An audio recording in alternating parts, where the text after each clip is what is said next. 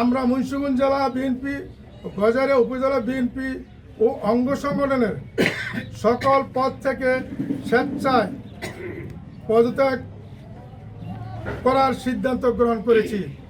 আমরা দীর্ঘদিন ধরে বাংলাদেশ জাতীয়তাবাদী দল বিএনপি একজন নিবেদিত কর্মী হিসাবে আন্দোলন সংগ্রামে সক্রিয়ভাবে অংশগ্রহণ করেছি। এই দীর্ঘ সময়ে দলীয় কর্মসূচি পালন করতে গিয়ে মামলা, হামলা, জাল, জুলুম সহ নানা ধরনের নির্যাতনের শিকার হয়েছি। তবুও দলের প্রতি আনুগত্য ও আদর্শে অবিচল থেকেছি।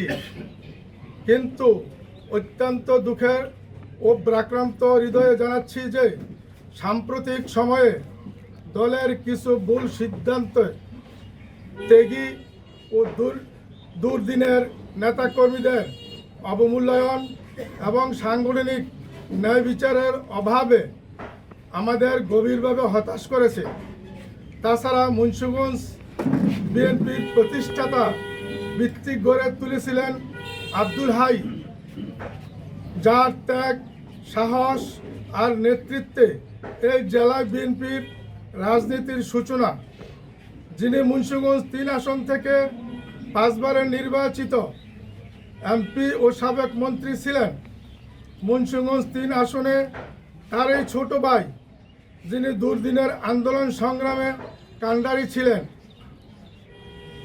জাল জুলুম মাথায় নিয়ে কর্মীদের আগলে রেখেছেন, সেই মহিউদ্দিনকে মুন্সিগঞ্জ জেলা বিএনপির সদস্য সচিব পদ থেকে বহিষ্কার এবং গজারিয়া উপজেলা বিএনপির দুঃসময়ের কাণ্ডারি, 50টি অধিক মামলা, 5 বার কারা নির্যাতন নেতা, কেন্দ্রীয় যুব দলের সাবেক সহসভাপতি মোহাম্মদ মুজিবুর রহমানকে বহিষ্কার করা চরম অন্যায় ও আত্মঘাতী সিদ্ধান্ত।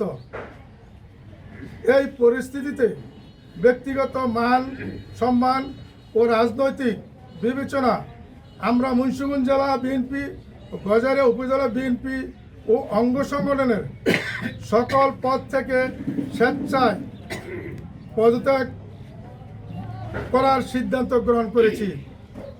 অতএব আমাদের এই পদত্যাগপত্র গ্রহণ করে প্রয়োজনীয় ব্যবস্থা গ্রহণ করার জন্য বিশেষভাবে অনুরোধ জানাচ্ছি।